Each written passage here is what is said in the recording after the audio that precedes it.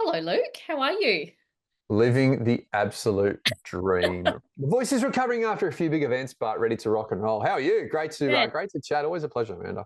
absolutely. So I am quite excited about this topic. I think communication and public speaking mastery, look, it influences all aspects of our life, personal and work life as well. And I guess our skills to be able to storytell, be persuasive, be a clear and Mm. confident communicator, so critical in business. And I, Absolutely. I'm just writing it down. Yeah. Yeah, yeah, and I wonder, is it a skill that people just have the knack for, or is it something that can be easily learnt, right? Yeah. And particularly if you're an introvert, I mean, the idea of executive presence, the idea of public speaking, or particularly if you are a nervous type of person, getting in Mm. front of others is bloody petrifying, right? How do you No. overcome that nervousness and become a strong public speaker? So I'm excited to have you as our interviewee, as a professional speaker, public speaker, and a communications coach. And I also am really curious around your career journey, given that you have made Mm. such a big pivot. So, Luke Hannan, welcome to Dear Thrive's video and podcast, etc. We're excited to have you. It is an absolute pleasure and a privilege. Huge shout out to the team at Dear Thrive and all of our legendary learners.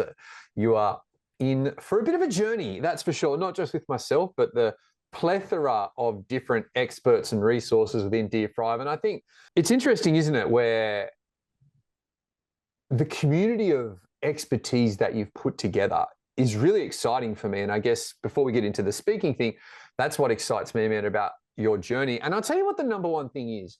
Let's start with the introvert first. And that's closely related to, are you born a speaker?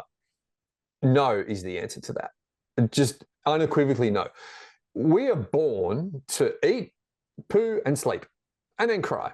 And I've got three kids, 12, 10, and 8. And let's face it, when they're that young, that's all they do. Are some people more genetically predisposed to be bodybuilders? Absolutely, because they've got the genetic makeup. Are some people more genetically predisposed to like attention? Absolutely. And I'm one of those people, the attention, not the bodybuilder.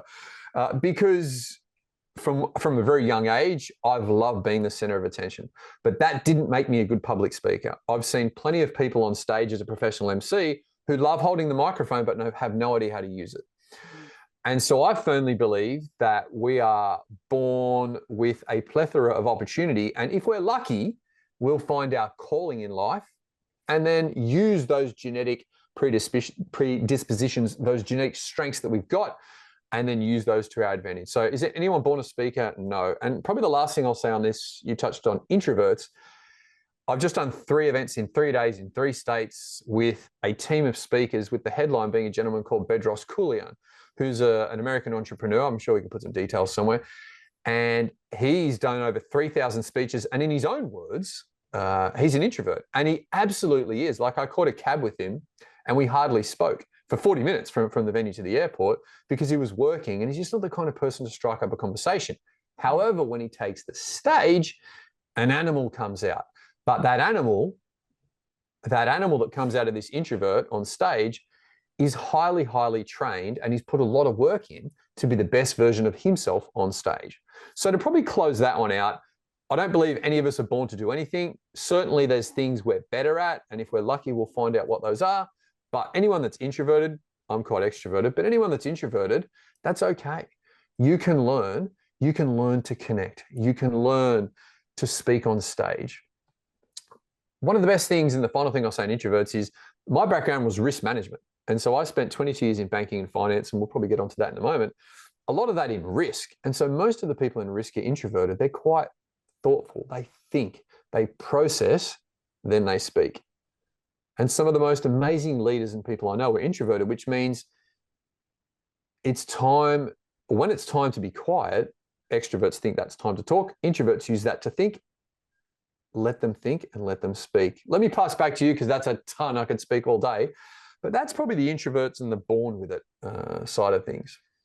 Yes, there was a lot there, and I have a lot of questions I'd love to quiz you on. But before we jump into that, I would love to find out a little bit about your career transition. So, coming Mhm. from credit and risk, as you Yeah, say, very, very different to what you're doing now, and yeah, yeah. clearly you're now, you're now working on what you're saying is your calling, which I think is amazing, because a lot of people find it very difficult to transition careers. And you've clearly done that, and you've clearly done that in quite a Mm. different space as well. So maybe touch a little bit on your background, and then what your thought process was when you thought about transition and what you actually did to do that. Yeah, yeah, yeah. So I dropped out of high school. So I was doing 3 unit maths, physics, the irony is I hated English at school and loved maths and physics. And now I talk for a living. So that's weird, but true. So I dropped out of school, worked at CBA in debt collections, and then went into capital finance, which Westpac now owns, ironically. And I worked for Westpac as a lender. So think about the credit cycle, right? We lend money, we manage the money when they've got it, and if they don't pay, we collect it. That's kind of the credit cycle, right? So I did collections rather, then I moved into lending. And then I went to Citibank and did collections again, and then moved into lending again. And that set me up to be a great risk manager. Because the thing about managing risk is if you're acutely aware of what people do when they can't pay and what they do when they're asking for money, it helps you to build better policies, which is kind of what risk management is, right? Set the rules for the overarching policies within the bank. How much are we going to lend? Who are we going to give money to, and so on. And I loved it. I absolutely love risk management. From there, I pivoted to be a risk manager and a senior risk manager when I went to Westpac to lead a team of risk professionals, and loved my job. Went to uni, got an MBA because I dropped out of school. Got an MBA, sub-majoring in finance from UTS. That took 4.5 years. But I think deep down inside, I knew it wasn't for me. Now, I wanted to be a CEO, but I was on a management associate program at Citi, which is like their grad program, but it's 2 years. You get to Singapore and do all sorts of cool stuff. But there I had 2 kids, lost my mum to cancer in that time. And that was the change where I realized I wasn't going to burn my life out to be a 6-figure or a 7-figure executive. And I don't think I ever wanted to be, but I think in life, we sort of get typecast into, well, everyone else goes to get a job. That's what I'm going to do as well. We don't follow our path, we follow the path. And the path is one that's laid out for us by society, right? And I loved it, but I sort of knew it wasn't for me. And so 2016, 2017, I'm in risk at Westpac. I started hosting these charity events. And I'd always loved public speaking. When I'd run training sessions, when I'd speak at Citi when I was an MA, a management associate, I launched a program in front of the whole bank, and I loved it. Like, speaking on stage was dopamine. It was a highlight of my life, and it still is today. Every time I take the stage, it feels like Christmas morning.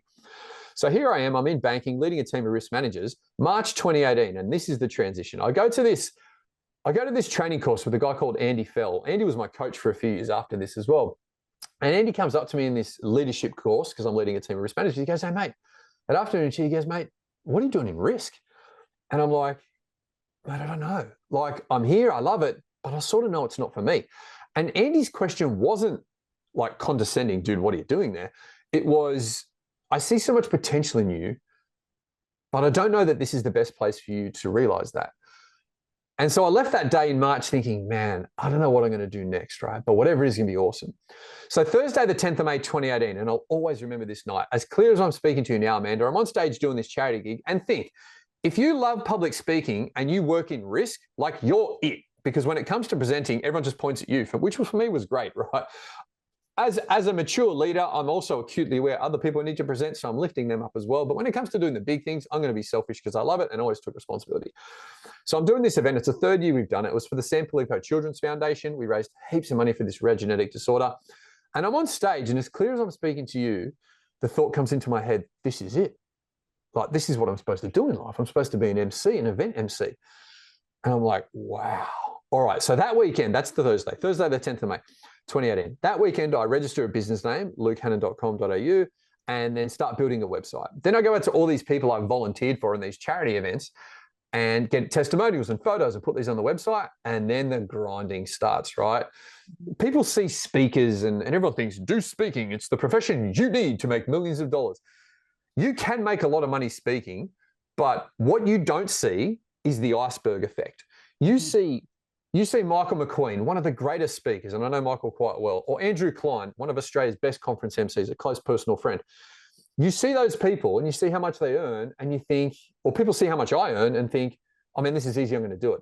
What they don't see is the failure, the heartache, the continuous improvement, the looking at your forward-looking numbers as a finance risk guy. If I don't work, our family has no money in February next year. That's when we run out of money. Now, clearly the work always comes in, but they don't see the rejections. They don't see the grind. They don't see any of that, right? So it's very easy to look at that and think it's easy, like anything in life, right? But there's a ton of work behind it. So anyway, I pivot Thursday, the 10th of May, and then the journey starts, the cold calling, the working out, what does an MC do? How does an MC operate? Yeah, I've MC'd events before, but that doesn't make me a great MC. And I still don't think I'm great today. Like, clearly I'm pretty good, but I'm always learning. So it's this journey of growth and continuous improvement. I'm lucky that Westpac supported me along the journey as well, and to let me grow my business. And Paul Deal was the manager's name that approved it, absolute champion. And Mark Stewart was my other manager as well. They gave me the flexibility. I started taking purchase leave. And then Andy said to me, my coach, he goes, mate, you're not going to be able to be Luke Hannan MC, following the dream, Kaizen, continuous improvement. You know, you found your ikigai, and Luke Hannan, the senior risk manager, senior project manager, which I was later in my career at Westpac. And it's only after I left Westpac last year in April where it finally dawned on me, because it kind of creeps up on you, right? You start doing one event a month, then two events a month. And then I was doing 100 a year, like 125 a year during 2021, 2022. I took a lot of purchase leave, but I didn't realize until I left Westpac, and I was like, wow, now I have all this time on my hands to start doing more learning and development, to start absorbing myself into the business even more. So probably the final thing I'll say is, I don't think anyone ever knows what they want to do in life. It sort of only makes sense looking back. And I think Steve Jobs said that. The dots only join up when you're looking back. And I look back at all those moments in my life that helped to shape me now as a great communicator and as a great presenter and as a great listener. And it makes sense now, but at the time, absolutely no idea what I wanted to do. So again, 10th of May, had the epiphany, the grind started, it continues today, but I'm living the dream. And that's how Senior Risk Manager Luke Hannan became a professional MC. Great story, Luke. And for those that are listening as well, you kept your full-time job for quite a period of time before you took that plunge. Risk management, yeah. Yeah, it really is, isn't it? Whereas 100%, some people have gone, some people have gone all in. Yeah. You've hedged your bets on both sides, and you know, clearly it's working out. Your reputation is building. But when did you think about that transition point? Yeah, good question. So as soon as I started, Thursday the 10th of May, I knew that this was for me. Like, that was the day when I had that, this is it. It wasn't just this is it. It was, oh my God, like all the pieces fit. It's like when you're solving a Rubik's Cube, right? You start, I mean, this one's solved now. It takes me a couple of minutes to solve. Like 3.6 seconds is the world record, right? So I'm by no means a speed cuber, but I've done it enough that I'm pretty good at it. But it's like you go from that last bit of the cube, and it's clearly quite solved there, to just that final sort of few moves where it goes from scramble to fixed. And that was that moment for me where it went from, oh my God, to this is it. Like, wow, I've found my ikigai, right? What the world needs, what you can get paid for, what you're good at, and what you love doing. So the transition, when did I know?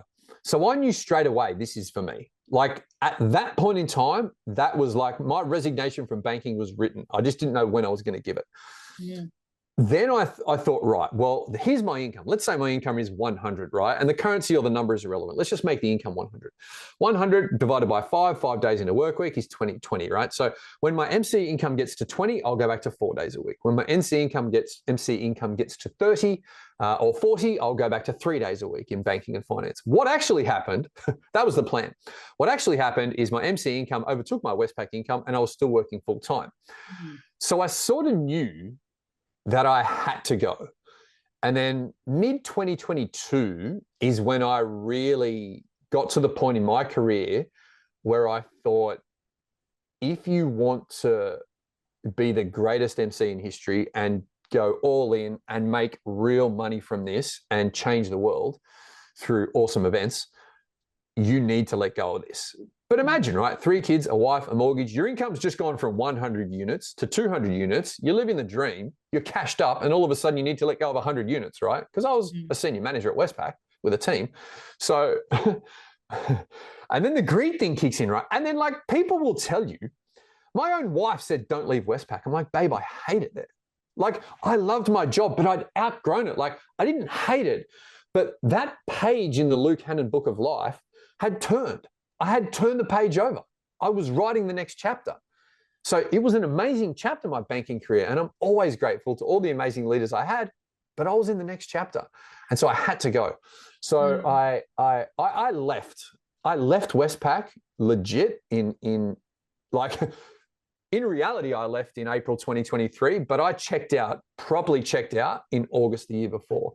And then I was really fortunate to have a great leader who gave me this really thought-provoking, quick win project to just pump out for like 6 or 7 months before I left. And then I was like, right, do I go part-time? Do I career break? Do I leave? And then a funny story. So I took a career break, right? And the leader, whose name is Greg Dalton, absolute powerhouse leader, top bloke. And Greg said to me, he goes, hey, Luke, mate, he goes, I can't give you the letter to guarantee your job when you get back, which is fine because that's normally the way. But as long as I'm here, you'll have a job. And I'm like, Greg, man, that's cool. I trust you. That's fine. And like, to be honest, I wasn't going back anyway, right? But I appreciated the gesture. A week before I was scheduled to go on a break, Greg got made redundant after like 22 years in banking. I still speak to him today. He's an absolute powerhouse of a man. I love him to death. But that's what happens in life, right? Then what do you do? So for me, what I did is I put Disco Inferno on because my platform just got torched. Literally the song by the Tramps, and just started dancing around the house because like you got to embrace change. And I knew I was all in. That was the time. But even before I left, I had this work breakdown structure on the wall, like a project management tool of analysis, and I'm pros and consing part-time career break. And then I wrote down all the things I had to do before I left, like refinance the mortgage, for example, because self-employed, it's harder to get credit, and do all this sorts of stuff. And then Daniel Ricciardo says, he's an Australian F1 driver, sometimes in life, you just need to lick the postage stamp and send it. And by send it, he means send it up the inside. And I think sometimes, and Andy Fell, my coach, used to say the same thing, we decide, we commit, but few actually pull the trigger and go. And it's that go step where you just have to just like fall off the cliff, lean back and just hope for the best, right? The planning's there, the foundation's there. I had good networks. I'm still growing the business. It's not easy, but like I fundamentally believe, and this is probably the last thing I'll say on this, is think about this. For anyone considering following the dream, and Andy said this to me, he said, Luke, mate, look at your CV. And like MBA, management associate, senior risk manager, some of the things I did at Westpac were amazing. Like Excel macros that saved them millions of dollars in consulting. Why? Because I just have a can-do attitude, right?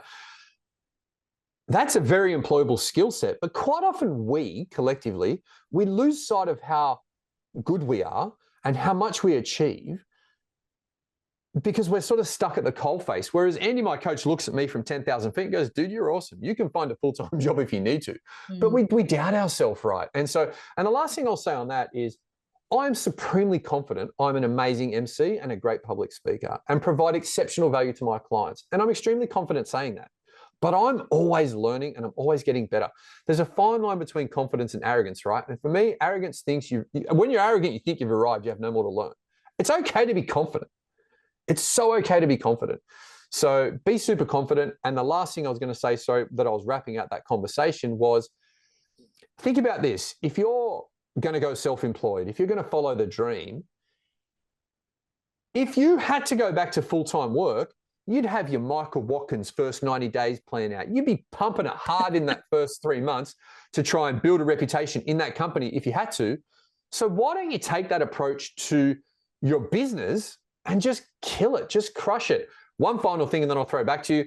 I also planned, again, finance guy, I think I had 10 months of money when I left, when I properly left. So I knew I could, and this is without any extra income. And my MC business was obviously firing on, let's call it 60% of the cylinders.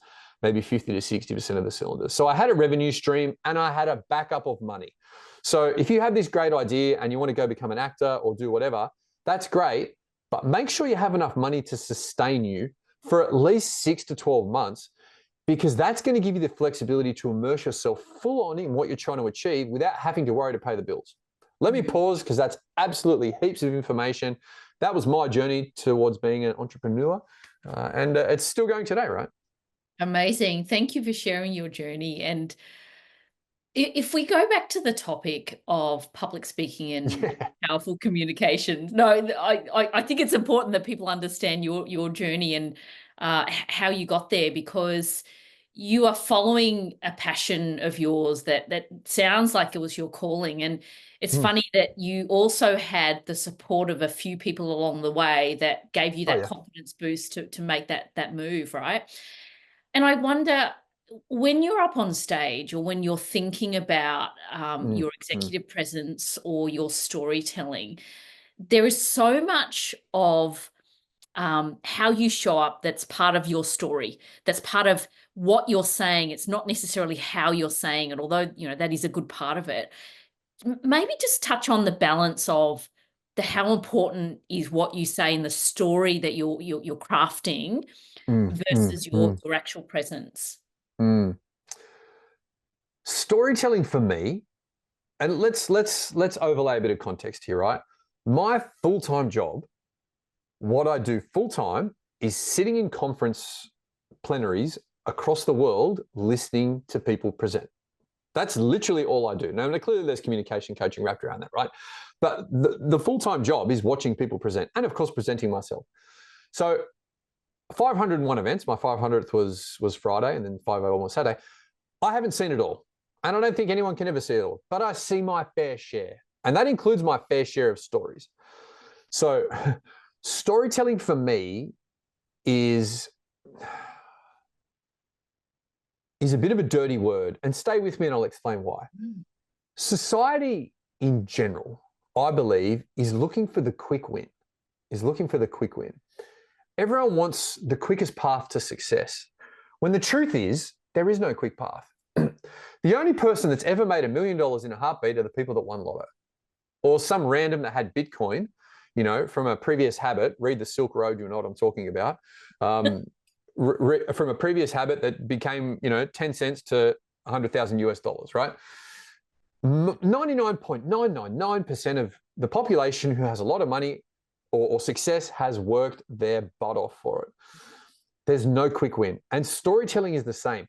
You hear so often people say, if you want to be a great speaker, all you need to do is storytelling. Well, I see that differently, right?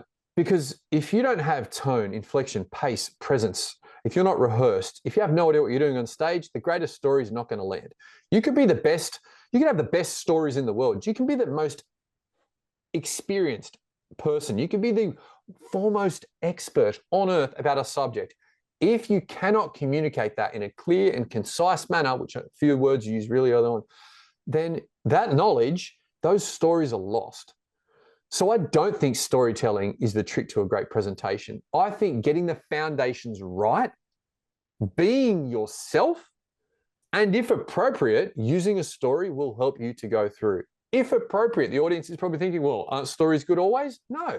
Whenever I present to executive teams, steering committees, or boards, or the CEO of Citi and of Westpac, when I spoke to Brian, I've had Brian on stage since, there's no story. It's, this is who I am. This is what I need. Here's the information that supports it. What have I missed? Like, you have 5 minutes in a board if you're lucky. There's no time for a story.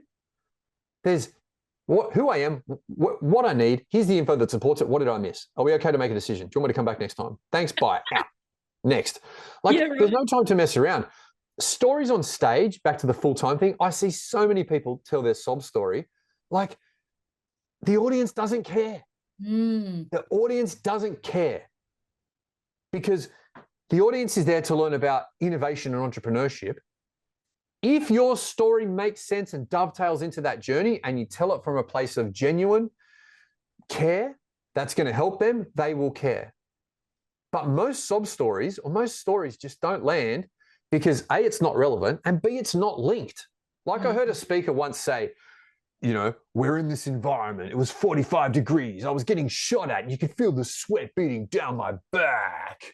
And in terms of endpoint protection, what's really useful, it's like, mate, you didn't build the link between your awesome story, and thank you for your service, and what you're trying to sell me. Like, there's no link there, right? So I think stories are important. However, A, use it in moderation, B, be genuine, C, link it, and D, deliver it well. Because if you're up there telling your story and you're using lots of filler words and well, let me tell you a story. Like, no, it's not going to land, right? So, and that's the other thing. Never say, "Let me tell you a story." Just tell it. Just tell it. It's so important. Presence. You spoke about stage presence. Practice makes perfect. I'm always learning. I love it. I don't get nervous when I present ever. And people say that's not true. It isn't.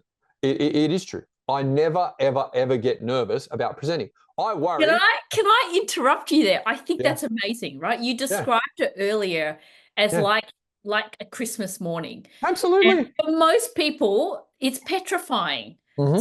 So how, if they're not like you, how do people get that confidence to feel like you do? Yeah, it's a good question. It's a good question. I worry about how am I going to control the audience, or like I did a gig at Star City, 1,000 people, awards night, 71 awards. How on earth am I going to control that audience? That's what worries me. Is this going to land? What's the energy I'm getting back from the audience? There's a lot going on, so I don't just rock up there nonchalant and let it fly. So the nervous question, wow. Okay, if you're struggling with nerves, and I have many clients who struggle with nerves. Most people do, right? There's a few different things you can do. One, it's important to understand why you're nervous. Like, what is driving those nerves? What are you actually afraid of? Write it down. I'm worried I'm going to forget what I'm going to say, for example. I'm worried I'm going to trip over going on stage. I'm worried people are going to laugh at me. I'm worried there'll be an impact to my professional reputation. There's any number of worries. The first thing I get people to do is, and you can do this at home if you're listening, draw an axis, Y, an X and Y, right? And in risk management, we used to do this all the time to try and quantify risks. On one axis is the likelihood of it happening. On the other axis is the impact if it does actually happen. And so you draw that and you go, well, forget what I'm going to say. Low likelihood, and if you do, low impact. Worried about falling over on stage. Take your time and use the handrail. Low likelihood, low impact. And what this does, it quantitatively showcases to the person that everything you're worried about is either low impact and or a very low likelihood of happening. And that lets them go, well, I'm still nervous, but not as much as I was. Now, there's other people on the other end of the scale that will faint if they're thinking about going on stage. In fact, so I ran communications workshops in these last 3 events over the past 3 days, and I just literally took questions off people. I'm like, write down your challenges, tell me what they are. I get nervous. Cool. What are you worried about? Standing on stage petrifies me. On a scale of 1 to 10, 10 being you're about to pass out, 1, you're fine. Where are you? 8. Come on up on stage now. And so I just went and got them and sat on stage, because graduated exposure helps you get over nerves, right? If that person was a 10 out of 10 and they were going to faint, well, then maybe I'd walk over to them and say, well, how does that feel looking at that stage? Do you want to take a few steps? Do you want to get a bit closer? Maybe take a photo of it and just get used to looking at it. And then once they're used to looking at it, maybe walk up and stand on stage at morning tea or lunch. Get comfortable. Get comfortable walking to the stage from the back of the room. And then when you're more comfortable, jump up on stage when there's no one there. And then maybe do a panel discussion because you're not on your own. Or maybe jump in on your own. And what I did with both these people, one lady, her name was Fee, she was in Brisbane, and the chap's name was Mark from Sydney. 2 separate events, Brisbane and Sydney. I just grabbed them and walked with them on stage. And then we just sat down in the chair and had a chat. How does it feel? Is it that bad? What did you learn? Do you think next time it'll be a bit easier? Because speaking is a journey. Like, that's the first key takeaway from my coaching, right? The first one is speaking's a journey. Life's a journey, right? Love, playing sport, playing an instrument. It's a journey. We're all getting better. And you see Lung Lung, world-class pianist on stage, he plays Claire de Lune or something like that. He's probably played that song 5,000 times. Easy. When you see me on stage for my opening monologues, like usually I do like something that's relevant to the industry, I've rehearsed that, if I'm going to do it word for word, hundreds and hundreds of times. People see 5 minutes on stage. They don't see the hours and hours and hours and hours of memorizing it and then practicing how I'm going to deliver it. So speaking's a journey. That's the first thing. And the reason that's related to nerves is because if you realize that you're on a journey, sometimes we take backward steps, sometimes we take forward steps, sometimes we take sideward steps, but we are on a journey and we are learning. And what that means is you can't fail. No matter what happens on that stage, you cannot fail. You can't. You could make a mistake. You could blow a job interview. You could blow a board meeting. If you're good enough and work hard enough, you'll get another chance. You know, there was that Michael Jordan quote, right? Where he's like, oh, you know, I've missed over, I don't know what the numbers are, but 9,000 shots, and 50 times I've been trusted to take the game-winning shot and missed. And, you know, I've failed over and over and over again, he failed. And that is why he succeeded. I forget all the time when I'm on stage. That's all right. Just keep going. Probably a lesson on that. Most people are worried about ridicule and forgetting. When you forget what you want to say on stage, not if, when, because it's probably going to happen.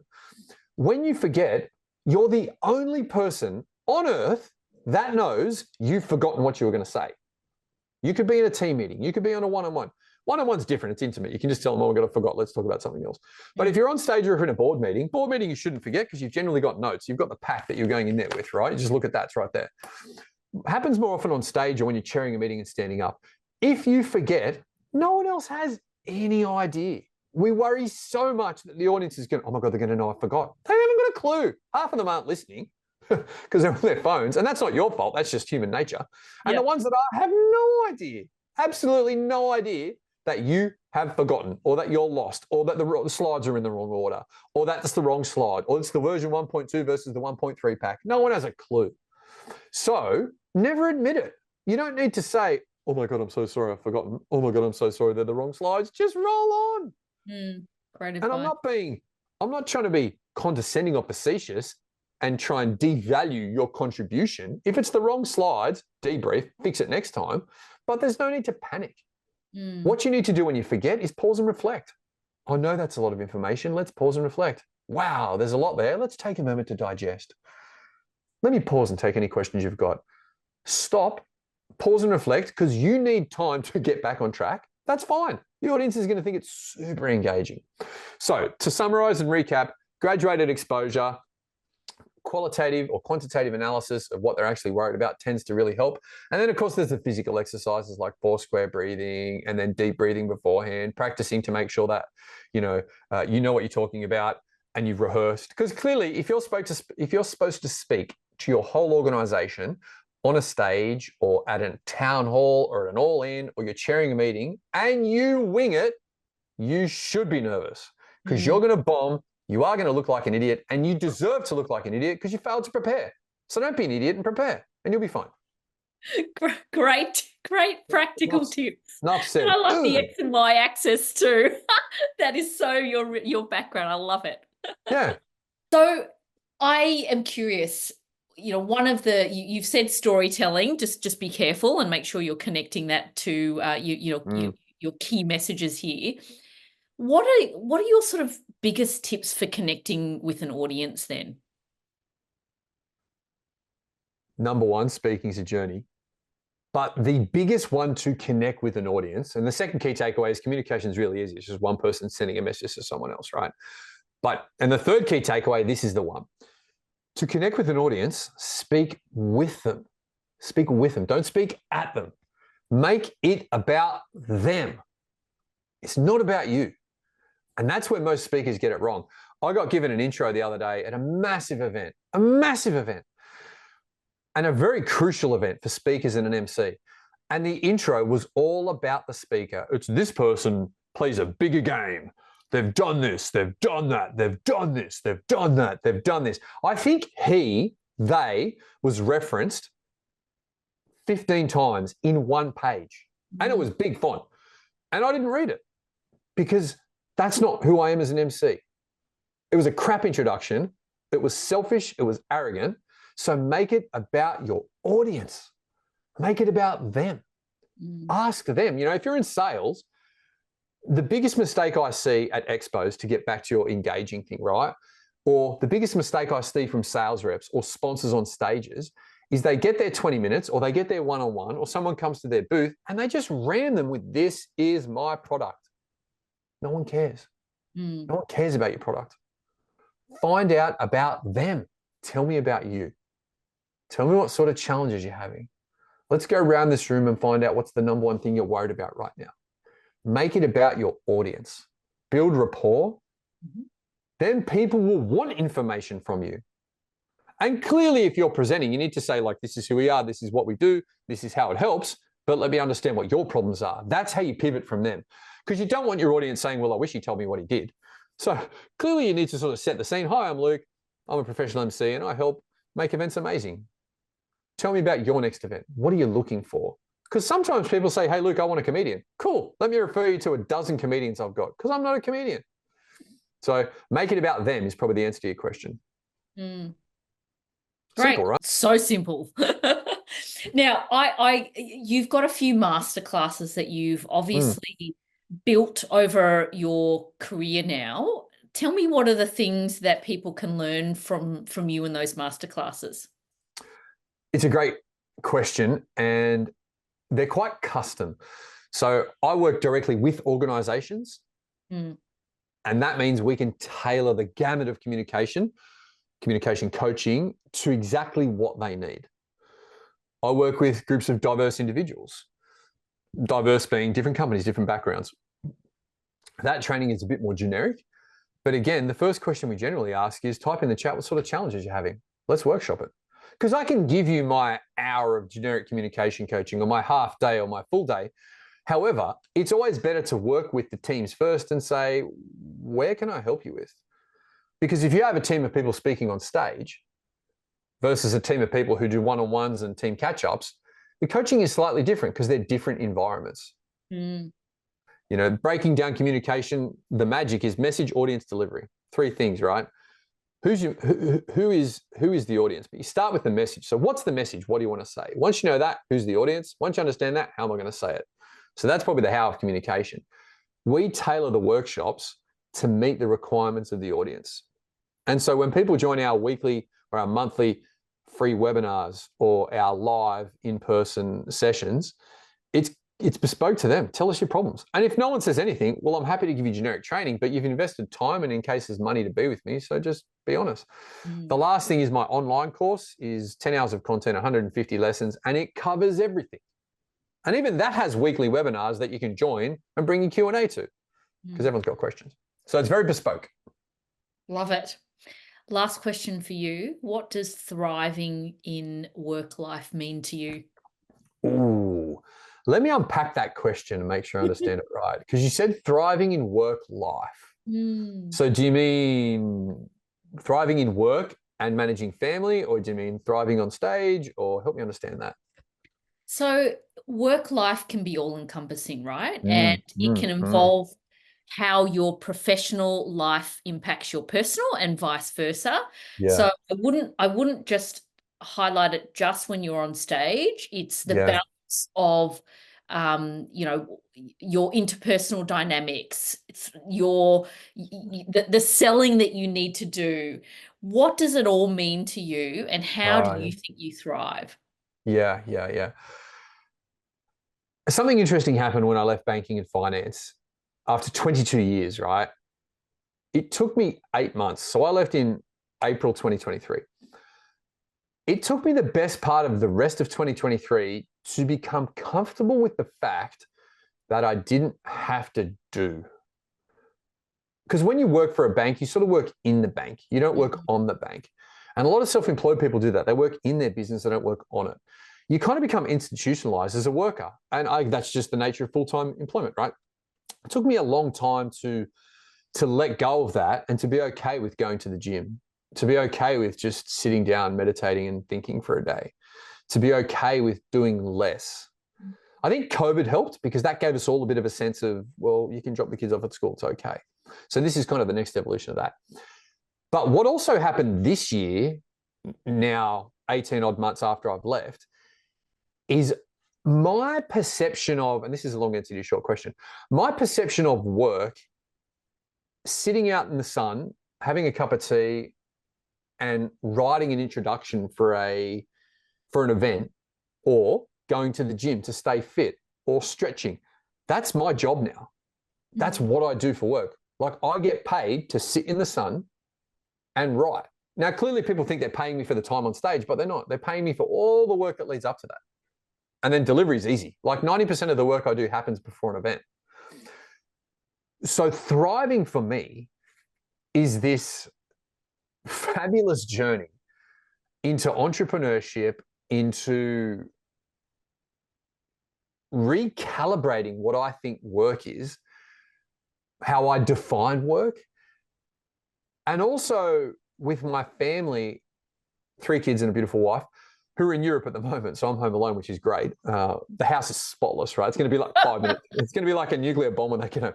So that work-life thrive is being there for my family, but also them knowing that Dad's relationship with us now is very binary. Because I'm either in Singapore or in Europe or in Melbourne or in Sydney at an event, so I'm completely not there. Or I'm completely here. Like, I'm 100% present. Because when they're at school, I can work. When they come home, we can play. Because I've got enough time. And so that's thriving for me. It's being comfortable with that. It's following the dream. It's looking back at 90 at your life, the Richard Branson rocking chair test, and going, what would I have done differently? And I think that's an interesting one, isn't it? What does thriving mean? I'll say that, and there's probably another answer as well. I always like to step forward and think, well, what am I going to regret more in 40 years? Am I going to regret leaving full-time employment and giving up that 100 units of income we spoke about? Or am I going to regret living a life of mediocrity and just showing up for a 9 to 5 and never really realizing my full potential? Like, life is so short. We are all dying. Some sooner than others, but we're all going to end up in the ground at some stage. And so what are you going to do to live life to the max, to take a chance, to have a go? And I'm not saying be frivolous and blow it all, but if you firmly believe this is what you were placed on this earth to do, nothing can stop you. Nothing can stop you. And if you're wondering how to quantify that, there was a great leader I had, James Walker. And when I had this epiphany in 2018, I met with him shortly after, and he goes, mate, he goes, what would you do that keeps you intelligent, that you find interesting? And most importantly, what would you do for half the money? Because I reckon if you asked every Westpac employee, every employee of any big institution, would you come to work if we started paying you half? 99.999% would say no. Like, I would host events for free. I love it. And so use that test. What's going to keep you interested? What's going to keep you learning and stimulated from a mental and cognitive perspective? What would you do for free or for half the money? And I think that's a really good test of trying to work out, where is your ikigai? Where's your passion? Super powerful. Thank you so much for sharing your thoughts, your background, some really powerful insights there. Thanks, Luke. My absolute pleasure. Again, Amanda, I'm so excited to be working with you. I believe in you because of your background and the Dear Thrive journey. It's going to be absolutely amazing. Let's see where this takes us. Awesome, Luke. And if anyone wants to spend some time with him, Luke is on the platform. You can jump onto his masterclass or get some one-on-one time with him as well. Thanks.